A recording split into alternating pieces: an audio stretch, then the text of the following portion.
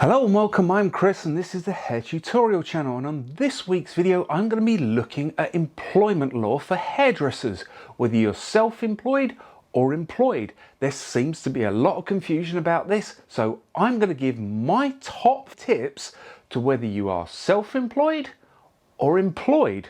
And what does this mean? Well, this has massive implications for a salon, as in HMRC may come after you for backdated VAT and tax. It also could mean that your self-employed stylists could come after you for maternity pay, holiday pay, minimum wage and sick pay. And a quick disclaimer, I am not giving legal advice. You should always check with a trained solicitor or a specialist when covering this. In the description box below, I will put links to the resources that I have used to gain this information. But fundamentally, a lot of people are saying they're self-employed when this simply isn't the case. So the top things that I hear people saying they're self-employed when actually they're probably not. You believe you're self-employed and you work in a salon. However, if the salon dictates your working hours and times, then there is a chance that you're not self-employed. A self-employed person should have access to the salon 24 hours a day and 7 days a week. So for instance, if you're self-employed and you have no clients, you need not go into work. Likewise, if you're sick, you should be able to transfer those clients over and do them either late evening or on a Sunday. You have control over your working hours and you must have access to the salon 7 days a week, 24 hours a day. The salon cannot dictate the hours you have to work.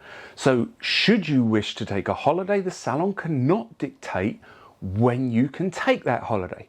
Also, if you cancel clients, you should be able to move those clients to an evening or to a Sunday without the salon having any interference in you doing so. The self-employed person must have its own independent advertising with its own business name on it. If the salon dictates your working conditions, e.g. what you should wear and how much you should charge, then you're probably again not self-employed. As a self-employed person, you dictate what you can wear and how much you can charge. If you're being told the hours you can work and how much you should charge for a specific cut or colour, then you are probably employed. The self-employed person must have the freedom to establish its own clientele both in and outside of the salon. When it comes to dealing with clients, the clients are your own property. Therefore, all records must be kept by you, as well as all payments. If any payments are taken via the salon, then the salon is responsible to declare this as turnover to HMRC. You should be in control of your own books.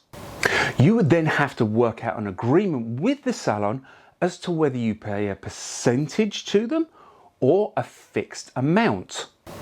You are also liable then for your in insurance, as well as its own health and safety procedures, including its own insurance and public liability. The self-employed person in the salon must establish its own stock control and buy its own stock. Now, if the salon is dictating any of those things, you are probably not self-employed and you are employed. And this could have tax and VAT implications. Then moving forward, obviously you need to now come to an agreement with the salon. As you would have to abide by all these new self-employment rules, you would need to come to some agreement about payment for you using the salon and draw up an agreement of whether the salon gets a percentage or a flat rate. And what is